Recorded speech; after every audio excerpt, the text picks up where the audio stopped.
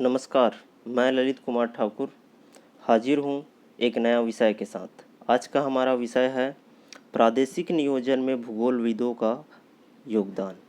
आज की वीडियो में हम देखेंगे कि रीजनल प्लानिंग या फिर प्रादेशिक नियोजन में विश्व के साथ ही साथ भारत के विभिन्न भूगोलवेताओं का किस प्रकार से योगदान रहा। उन्होंने क्या क्या कार्य किए, किसी भी प्रकार का ग्रंथ पब्लिश किया या फिर किसी भी तरह के संस्था के सदस्य रहे, तो उनका योगदान क्या था, आज हम देखते हैं। Contribution of geographers in regional planning.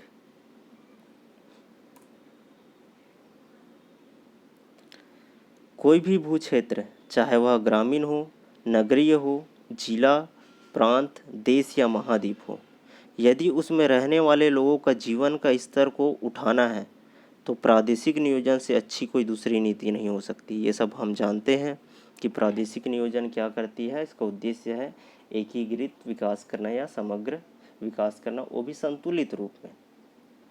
तो चलिए आगे देखते हैं कि भूगोलविदों ने किस प्रकार से योगदान दिया था।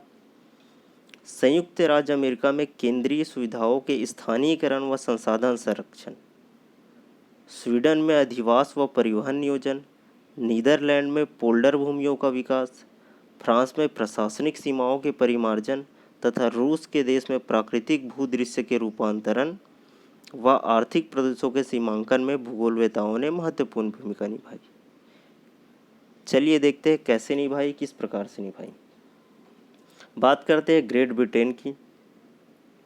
ग्रेट ब्रिटेन में प्रोफेसर एल.डी. स्टैम्प महोदय द्वारा किया गया भूमि उपयोग सर्वेक्षण।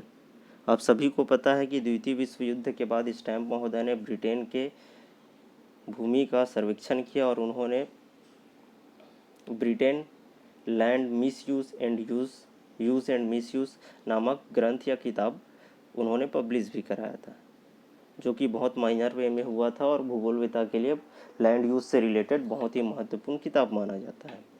तो ग्रेट ब्रिटेन में स्टैम्प महोदय ने भूमि उपयोग सर्वेक्षण प्रादेशिक नियोजन का एक अनुपम, उनका जो सर्वेक्षण था भूमि उपयोग, Britain land use and it's miss use किताब, ये प्रादेशिक नियोजन का एक बेहतर उदाहरण था।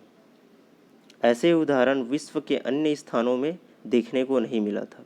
याद रखेंगे कि स्टैम्प महोदय भी क्या थे, एक भूगोलवेता थे। इन्होंने ब्रिटेन के भूमि सर्वेक्षण करके प्रादेशिक नियोजन में क्या किया, योगदान दिया। वैसे तो ग्रेट ब्रिटेन के प्रादेशिक नियोजन में Herbertson, Fleure, Stamp, Dickinson, Wells, Fawcett, Howard, Matthew जैसे विद्वानों ने बहुत योगदान दिए या सराहनीय योगदान दिया, परंतु स्टैम्प महोदय का जो भूमि उपयोग सर्वेक्षण था सबसे बेहतर, या कहूँ तो नियोजन में मील का पत्थर साबित हुआ था। अगला देखते हैं नीदरलैंड। नीदरलैंड के प्रादेशिक नियोजन में राष्ट्रीय आवास एवं स्थानिक नियोजन मंत्रालय, housing and spatial planning ministry एवं नेशनल फिजिकल प्लानिंग एजेंसी, राष्ट्रीय भौतिक नियोजन प्राधिकरण, ये जो दोनों अथॉरिटी थी, जो संस्था थी, ये क्या करती है, हमेशा भूमिका निभाती है। और इस जो संस्था थे, इसके सदस्य कुछ जोग्राफर रहे, जो थे बर्क महोदय, हॉल, पी हेविड, क्राउन आदि जैसे भूगोलवेताओं ने नीदरलैंड के नियोजन करने में क्या की थी, बहुत महत्वपूर्ण भूमिका निभाई थी। याद रखेंगे इन दोनों संस्थाओं का नाम। 1946 में फ्रांस में प्रादेशिक नियोजन की शुरुआत मांगी जाती है और वहाँ की जो ढांचा है विकेंद्रीकृत है, और इसमें भी वहाँ के जोग्राफर ने बहुत ही महत्वपूर्ण भूमिका अदा किया था। 1930 संयुक्त राज्य अमेरिका में प्रादेशिक नियोजन जल संसाधनों के विकास तक सीमित था।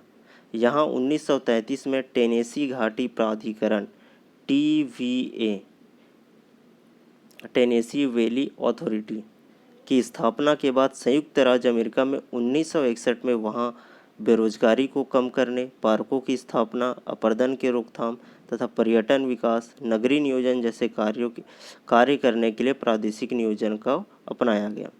याद रखेंगे टेनेसी घाटी प्राधिकरण विश्व का पहला घाटी परियोजना था?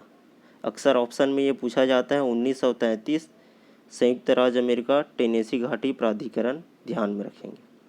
ठीक है, अगला देखते हैं। भारत में भूगोलवेताओं का नियोजन में किस प्रकार से योगदान रहा?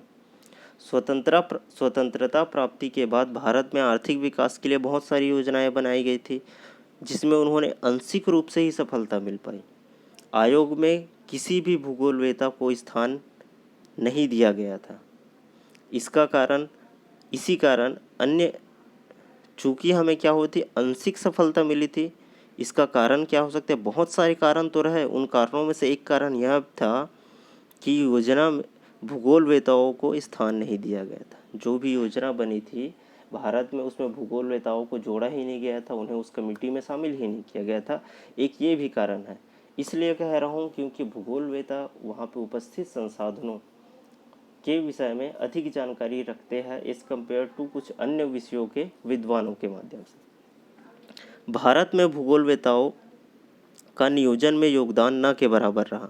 भारतीय नियोजन क्षेत्र में एरिया प्लानिंग में भूगोलवेताओं के अलावा अन्य विषयों के विद्वानों का वर्चस्व रहा।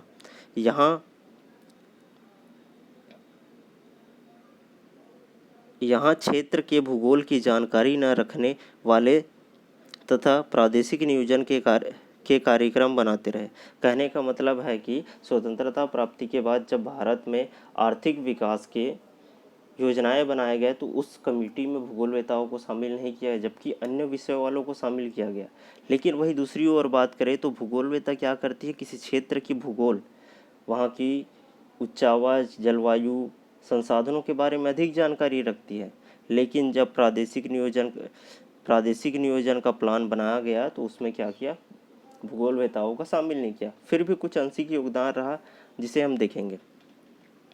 एल.एस. भट्ट, वी.एल.एस. प्रकाश राव ने प्रादेशिक नियोजन पर आलेख दिया। भट्ट एवं प्रकाश राव ने प्रादेशिक नियोजन पर आलेख तैयार किया एवं लियरमंथ और भट्ट ने मैसूर का प्रादेशिक एटलस तैयार किया, जो कि प्रादेशिक नियोजन प्लानिंग करने के लिए बहुत ही महत्वपूर्ण ग्रंथ साबित हुआ। आगे देखते हैं। अमेरिकी भूगोलवेता जैक्सन तथा कैनेडियन भूगोलवेता बर्टन ने पश्चिम बंगाल का प्रादेशिक नियोजन नामक पुस्तक लिखी, जिसमें प्रादेशिक नियोजन के सिद्धांतों व उद्देश्य का उल्लेख किया। उसके पश्चात रूसी विद्वान गैलिना सदास्यूक तथा भारतीय भूगोलवेता पी सेनगुप्ता द्वारा संयुक्त रूप से economic regionalisation of India, problems and approaches नामक मोनोग्राफ तैयार किया, जिसका प्रकाशन भारत सरकार ने कराया। याद रखेंगे किताब का नाम, economic regionalisation of India, problem and approaches. Professor LS. Bhatt ने रीजनल प्लानिंग इन इंडिया एवं आर.पी. मिश्र एवं सुंदरम तथा प्रकाश राव ने सम्मिलित रूप से regional development planning in India नामक पुस्तकें लिखकर प्रादेशिक संबंधी संकल्पनाओं, नीतियों आदि में महत्वपूर्ण योगदान दिया। इस प्रकार से देखा जाए तो भारत के संदर्भ में कोई विशेष योगदान नहीं रहा। साथ ही साथ जब भी प्रादेशिक नियोजन से संबंधित नीतियाँ बनाई गई तो संभवतः उसमें भूगोलवेताओं को शामिल नहीं किया गया, जिसकी वजह से जो अधिक विकास या फिर जो योजनाएं अधिक कारगर साबित हो सकती थी वो हो नहीं पाया। पर भविष्य में भूगोलवेताओं को महत्व दिया जा रहा है और आने वाले समय में बेहतर विकास भी होगा रीजनल प्लानिंग के माध्यम से। चलिए मिलते हैं अगले वीडियो में। धन्यवाद।